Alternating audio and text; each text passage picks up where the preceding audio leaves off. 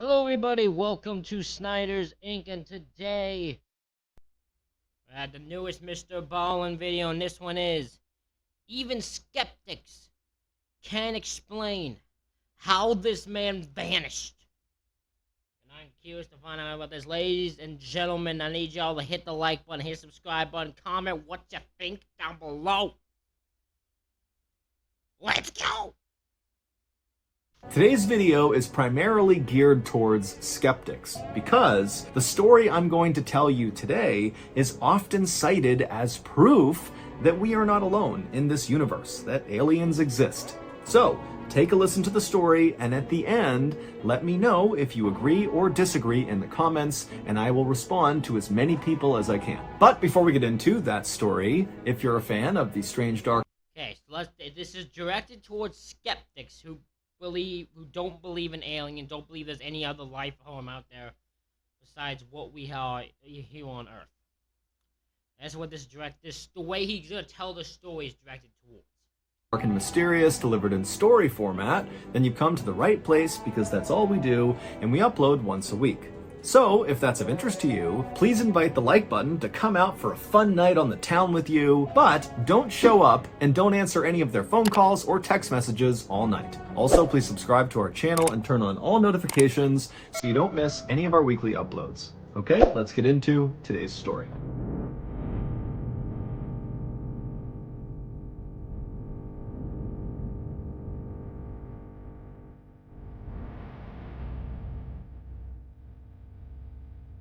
On the afternoon of June 6, 1980, a 56-year-old man named Zygmunt... Listen, I know it's 1980. This camera's shit. This is that photo. God, that photo makes him look weird. He might have actually looked weird, but that photo makes him look way weirder.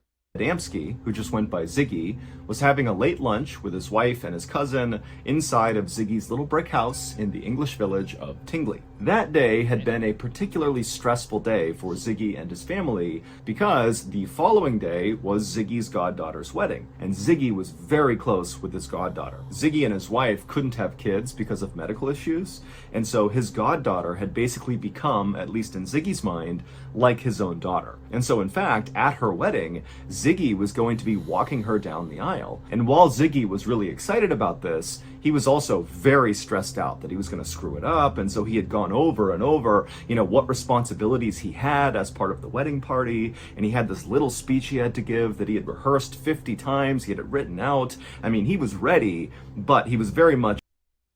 Oh, that's the worst part of a wedding, is giving speeches. I've went to one wedding in my life. Only one. Hated it. Hated it. Well, in fairness, the wedding I went to never stood a chance. Because my family was invited to a wedding that happened late at night.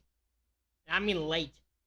And we weren't aware of it, so I was sleeping and was woken up to go to the wedding. Which, by the way, really didn't want to go after I was woken up for it. No, I would have said, nah, screw that, I'd rather go a different time. My sister got married. I wasn't invited. Don't know what that says. Everyone else was. I wasn't. I wasn't invited at all. That says all you need to know right there. Yeah, weddings and I have not gone on, but the worst thing is speeches. Oh God, because I would be horrible at speeches at a wedding. Absolutely terrible. Because my brain doesn't work well. It's not made for good speeches. In his own head about something potentially going wrong that he would be responsible for. And on top of that stress, Ziggy had gotten into a fight that day with his cousin because he felt like the cousin was being kind of disrespectful in some way to his goddaughter, and so Ziggy had stepped up and defended his goddaughter to his cousin, and so there was this undercurrent of tension at the lunch table, not to mention this overarching stress that Ziggy was under. What did he do? Why did he think that the cousin went after the goddaughter? Why do you think he was being disrespectful? Was he just not caring about the wedding? Listen, not everyone cares about weddings. That doesn't disrespect the goddaughter. It just means people don't care about weddings. It's just not everyone's thing. about this wedding. And so as Ziggy and his cousin and his wife have this kind of tense meal, Ziggy suddenly realizes that he forgot to get potatoes when he went to the store earlier to buy ingredients for this meal. And for some reason, Ziggy decides, you know what, I'm gonna just put my stuff down now, go to the store and get those potatoes, even though at this point it was too late to make the potatoes for the meal. And so maybe Ziggy just wanted to go out and do anything to get away from his cousin for a minute and away from all this wedding planning they were doing and just kind of go out and clear his head. And so Ziggy put his napkin down on the table, he stood up, he told his cousin and wife that he was going out to get potatoes. They were like, okay, and the cousin actually said, do you want me to come with you? You know, like, is there anything else you need to get while you're out? And Ziggy said, nope, I'm good. He grabbed some cash out of his wallet and he headed out the door. The village of Tingley, where Ziggy and his wife lived, was a very safe place. He and his wife had actually moved there after fleeing from Poland during World War II, where both Ziggy and his wife, whose name was Lottie, had been held prisoner at some point. And so after all this trauma of being held prisoner and having to flee their home country, they had looked for the safest, best place to kind of resettle and stay for good, and Tingley was it, and they loved it. Ziggy had gotten a job in Tingley as a coal miner, and he had been doing that for 27 years. As for Lottie, she didn't work because she had a disease called multiple sclerosis, which meant she was confined to a wheelchair. But Ziggy and Damn, so he's the main provider. He's like the only provider. He's around working as a coal miner to try to get,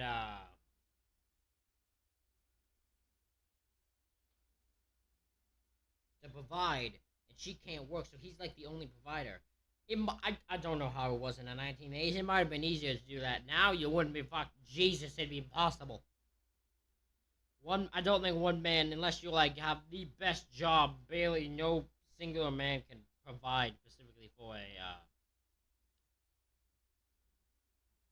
provide in just by themselves for like a couple. I know people are gonna probably argue with me on that one, but I don't think you could in today's day and age.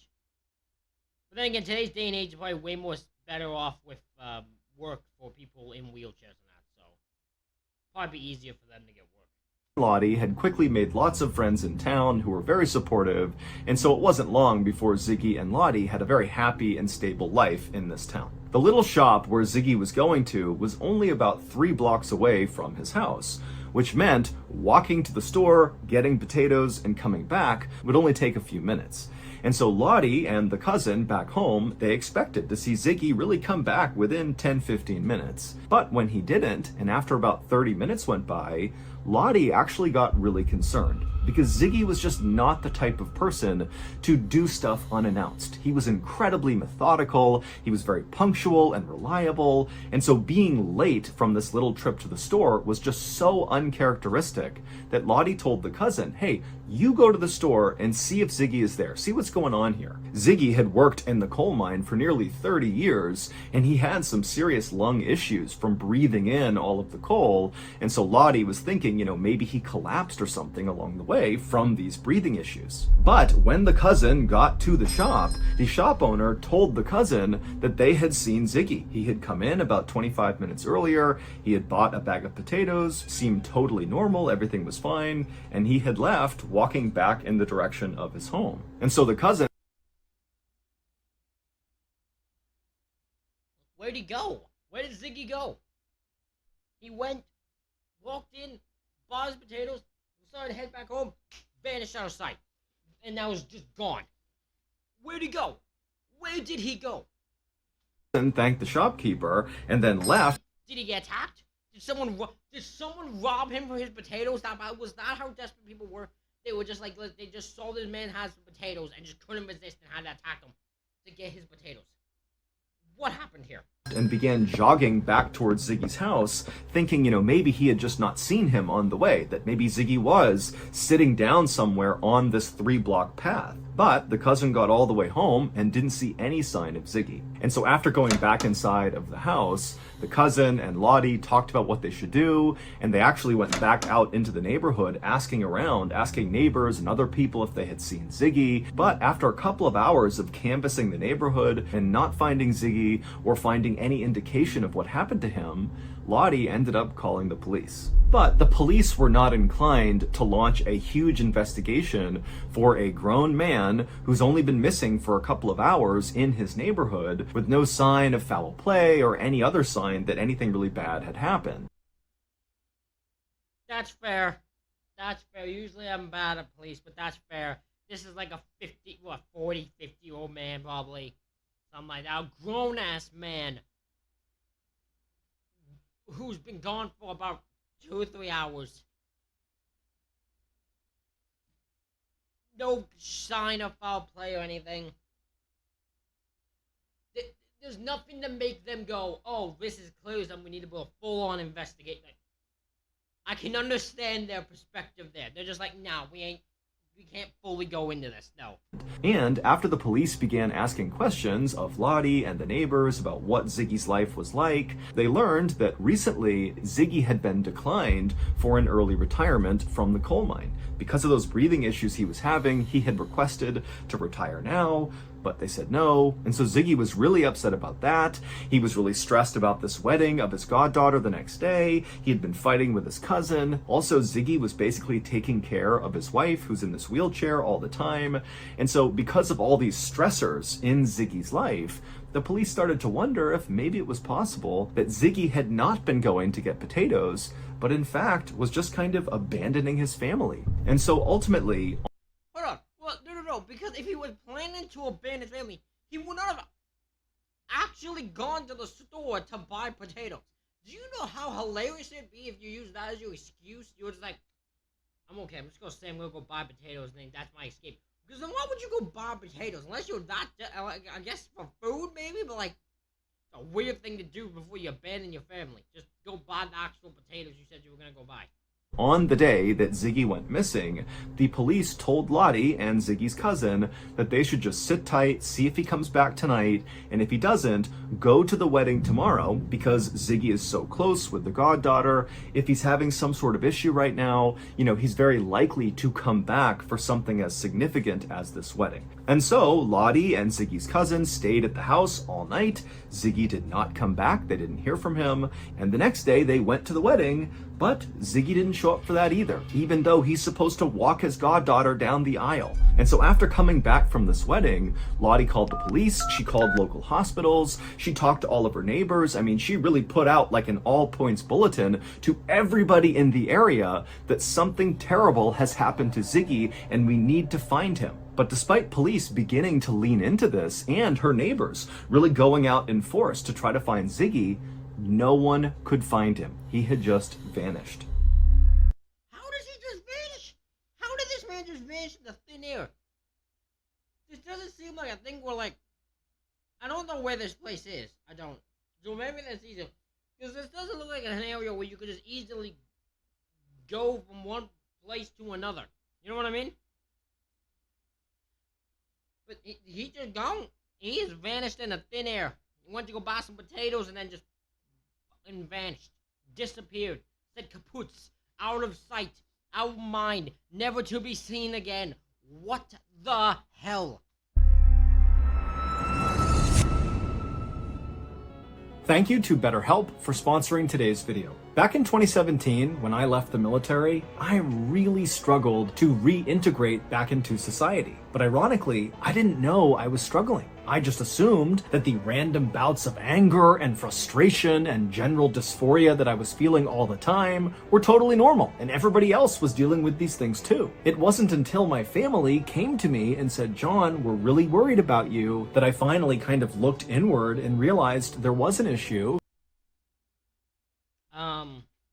Interesting to me that, 'cause I wonder if, like, that's an issue thing, because we know this is an actual issue for most veterans to get right back into society after serving in the military is actually not easy, for some bizarre reason. I've never understood this. I never understood why we in the world just allow veterans to suffer. So bizarre. You would think they're the ones you'd want to take care of. They're the reason you're free. There's a reason we can live our lives the way we do. Is military now. But for some bizarre reason, And this isn't even a US thing. I swear this is sort of a world thing. But it's such a weird thing of why we act this way. It's really weird. And so I went out and got help. I got a therapist. And honestly, it changed my life. And now, today, in 2023, even though I would consider myself to be very well adjusted and happy, I still see a therapist because maintaining your mental health is just as important as maintaining your physical health. So if you are struggling right now, you're kind of caught in your own head, and you're open to therapy, consider giving BetterHelp a try. BetterHelp is a highly reviewed online therapy platform, which means you can get the help you need right from the comfort of your own home. Get matched with a BetterHelp therapist after filling out a brief survey, and then it's up to you how you communicate, whether that's through text or chat or a phone call or video call or some combination. And if at any time you want to change your therapist, it's free and easy to do so. Go to our sponsor, betterhelp.com/MrBallen, for 10% off your first month of therapy with BetterHelp, and get matched with a therapist who will listen and help. I'm just curious. I don't know if I doubt anyone who watches this will have done BetterHelp. If you have, though, can you tell me how much this costs? I'm actually curious. This is just genuine curiosity. How much does it cost?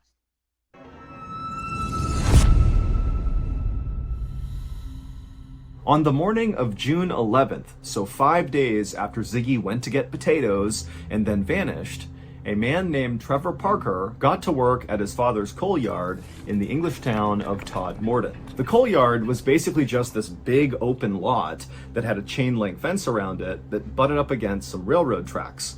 And inside of this lot were just these huge mounds of coal up against the perimeter of the lot. And then also inside of the coal yard was one small office building. And so on this morning, when Trevor pulled through the gates of this coal yard, first of all, he could see the entire yard the second he went in.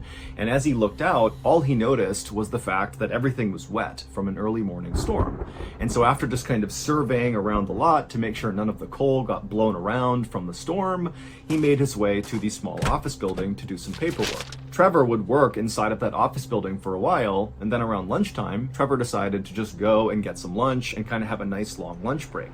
And so he left, he went to the pub, he was there for a couple of hours, and then around 3:45 p.m., he came back to the coal yard, and when he went through the gates, everything looked the same, except there was this dark thing on top of one of the coal piles in the back of the yard. Now, Trevor didn't know if he had seen it when he had first arrived that morning or if it was new, but whatever it was on this pile, it immediately caught Trevor's attention. And so after parking his vehicle, Trevor began walking over to this 12-foot tall coal pile with this thing on it, and when he got about 30 feet away from it, he realized he saw someone's shoe, that this dark figure was a person, and right away Trevor started rolling his eyes because there was a group of homeless people that lived near the railroad tracks just outside of the coal yard, and it wasn't uncommon for them to get really drunk and then wander their way into the coal yard where sometimes they would fall asleep. And so Trevor's thinking, okay, clearly one of these drunk homeless people has found their way into the coal.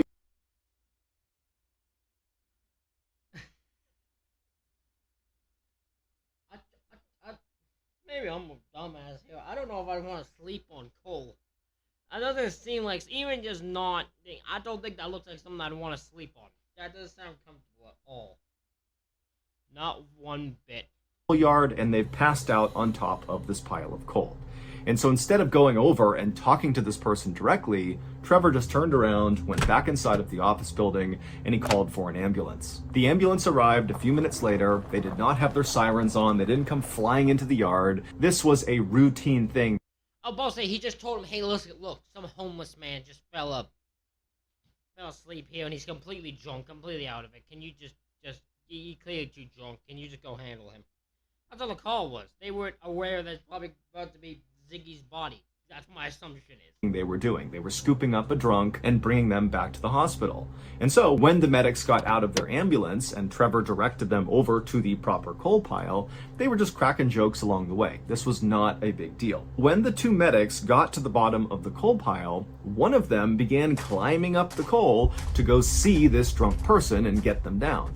And so Trevor, as this is happening, he walked a little bit closer, and when he did, he realized that the person who had fallen asleep on the coal, they had really nice pants on, like tailored pants. They were certainly not what Trevor expected this person to be wearing. But before Trevor could even really react to the clothes this person had on, the medic who had climbed up had finally reached this person. They reached down and began trying to move the person around. And suddenly, when they had manipulated this person's body enough, the medic's facial expression completely changed. They went from somewhat routine to totally horrified, and they backed off of this person on the coals. They turned around and ran down the coal, practically falling over themselves. And when they got down there, Trevor heard the medic say to his partner, call the police right now. And Trevor said, what's going on? What did you see? And the medic, who had reacted that way, just shook his head and walked away to kind of compose himself. What did this guy see? What was in this body? What happened to this body? This guy is, whoever his amateur driver is like, nope, I ain't touching this. He just fell down the hill, just like, I ain't touching it. I don't call police. I ain't doing it. And then when he had, like, I'm not saying this. I'm not bringing this up. I never saw that body before. I ain't want nothing to do with this. Not 1 second. I am out. I am good. I don't need this. No freaking thank you. And so Trevor at this point was starting to get spooked himself. Clearly, whatever the medic had just seen had really shaken him up. And so Trevor just kind of stood there while the other medic ran in and called police. And then a few minutes later, a police car came flying into the coal yard, and an officer named Alan Godfrey, along with his partner, got out of the car. And right away, the medic, who had gone to the top of the pile and been freaked out by what he saw, walked over with a very ashen face, and he told Alan Godfrey that something was terribly wrong with the person on top of this pile. And so Alan, not really sure what to expect, walked over with his partner to this coal pile, and with the medics and Trevor standing back, Alan, on his own, climbed up the coal, and he looked down at this person. And what Alan saw was a man lying on his stomach wearing a beautiful three-piece brown suit.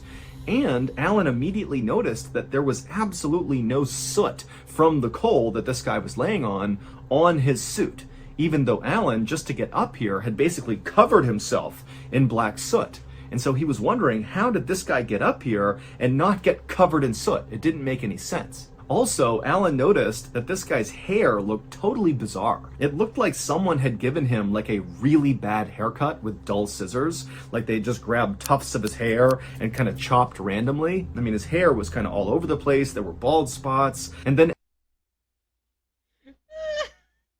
What are we supposed to believe? These aliens were so fascinated they just started grabbing his hair like, come on, I want to cut it, I want to see his hair, come on. Just grabbing clumps of his hair, just like cutting parts of his hair. I want to study the hair.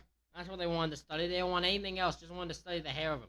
As Alan looked from this guy's hair down, he noticed almost hidden in his hairline was this fairly deep wound in the back of his neck that was still bleeding, but there was this weird green jelly-like substance very obviously placed over this wound, and Alan had no idea what this substance was. But as weird as all that was, that didn't explain why the first medic had basically completely panicked and run away. When Alan tried to roll this guy over onto his back to try to wake him up and see if he was okay, he rolled him over, and Alan got a look at this guy's face. And immediately Alan let go of him and kind of had to step back for a second, because the guy's face was contorted in this frozen look of absolute terror. His jaw was open so wide, it was almost like his lower jaw was dislocated, and his teeth were baring, and his eyes were bulging out of his head. And so Alan quickly realized that obviously this was not just some drunk homeless person who passed out. No, this is not a drunk homeless person who passed out. This is some dirt. This is Bobby Ziggy. This is Ziggy who's just gone through some shit. I don't know what Ziggy has experienced here, but Ziggy has been dealt with something that has made him die with a facial expression of pure fear. Out here, this was a dead person, and whatever happened to them must have been unbelievably terrifying to leave someone looking like that in their death pose. It would turn out this deceased man in the coal yard was Ziggy Adamski. But this did not solve the mystery of what happened to Ziggy 5 days earlier. Not one bit does it solve it. It leaves you more questions than answers. In fact, his discovery really only created more questions. This town where this coal yard was, Todmorden, was located 25 miles away from where Ziggy lived. And as far as anyone knew, Ziggy didn't know anybody in Todmorden, so there was no reason for him to be there. And number two, when he had left to go get potatoes, he had been on foot. So did he walk 25 miles to this random town? Also, assuming he did just walk to this coal yard, this coal yard is a big, wide open lot that if you were standing anywhere near it, even outside the fence, you could look in and basically see the entire place. So it just seemed really unlikely that Ziggy could just walk into this very public open space and get to the top of one of these coal piles without somebody noticing him, whether that was Trevor or one of the other employees that were there, or one of the truck drivers that were in and out of there all the time, all day, doing deliveries, or the homeless people who were near the railroad track. What's also, like, what the hell happened to him? What actually happened to him that caused him to have such fear that he couldn't even, like, think straight? He literally died. His death pose was a pure terror. Tracks, or the people who rode the trains that passed by there every single day. I mean, there are a lot of eyes on this coal yard, but nobody saw Ziggy. It was like he just kind of appeared at the top of this pile. And again, even if Ziggy had managed to slip in and sneak to the top of this pile, why didn't he have soot from the coal all over his clothes? And if maybe he had been brought there, if someone had killed him and put him on this coal pile, there's even more reason he would have soot all over him, because they would have had to drag him up to the top of the pile. And even putting all of that aside, if someone really did kill Ziggy and they placed him on this pile, why? This is a very open public place. Someone is going to find him. You're going to get caught if you're the killer. And then, of course, there is the issue of... Not if they know you, they won't get caught. And considering the situation, if someone did kill him, they haven't been caught. So maybe they knew better than you think they do. What Ziggy was wearing, that brown three-piece suit he was wearing that had no soot on it, it wasn't his, and it wasn't put on right. The buttons were not lined up. It almost looked like somebody else who didn't know how to put a suit on had tried to dress Ziggy. And then Ziggy also did not have an undershirt on. It was just the jacket over his skin. And then also Ziggy had this totally bizarre haircut that looked like someone who didn't know how to give a haircut had cut his hair with scissors and said, good enough. And then of course you have this wound on the back of Ziggy's neck. Now, the wound itself was determined not to be fatal. It was a fairly deep cut, but it wouldn't have killed him. However, the most significant part of that wound was that green jelly that had been placed across the back of it. During Ziggy's autopsy, they were unable to figure out what this green jelly was, and they ran dozens and dozens of tests on it. And also, during the autopsy, the coroner would determine that Ziggy had actually died the same day he had been found. So he was doing something for 5 days between going missing and being on this coal pile, but nobody knows what it was. And as for his cause of death, the coroner was not entirely sure, but it did seem like he died of a heart attack. The coroner would search all of Ziggy's body for signs of some sort of fight he might have gotten into, some sort of defensive wound. This was a hard one to explain. I don't know how to explain. I mean, I'm gonna assume someone killed him. What that green jelly was, I have no idea. I'm going to assume someone killed him. But whoever killed him knew what they were doing with him. Because this just... He has no defense wound. He just died of a heart attack. It's really weird. All I can say is I think someone killed him. I just don't know how. On his body, but there was nothing. However, the coroner did find there were very small burns on the back of his neck that were caused by acid, but it was unclear how those got there. When they inspected Ziggy's stomach, they determined that he had been eating and drinking regularly, and so he was not malnourished, he was not dehydrated. He was relatively healthy when he died. He just had this heart attack for unknown reasons, and apparently whatever gave him the heart attack scared him so badly, his face contorted in that horrible way. Ultimately, the coroner just kind of gave up and ruled that Ziggy had died of natural causes, and then the case was closed. But to this day, no one really has any idea how Ziggy went from going out to get groceries to winding up 25 miles away, dressed differently, with this haircut, with this jelly on him and acid burns, dead with this horrible look on his face on this coal pile. It doesn't make any sense. This case has become very famous because people say it is the best example of alien abduction. That Ziggy had left his house to get groceries, got abducted by aliens, and then over 5 days, these aliens did stuff to Ziggy, including cutting into his neck and dropping acid on him, and then they put that green stuff on the back of his neck. They dressed him the way they thought people dressed, in the suit, but they didn't really do it right, and then they literally just dropped him on top of this coal pile, which would explain why he didn't have soot all over him. He was dead, they dropped him, and he just landed on the top of the coal pile. And even if you think that's totally far-fetched, keep in mind, still today, we do not know what that green jelly compound was on the back of his neck.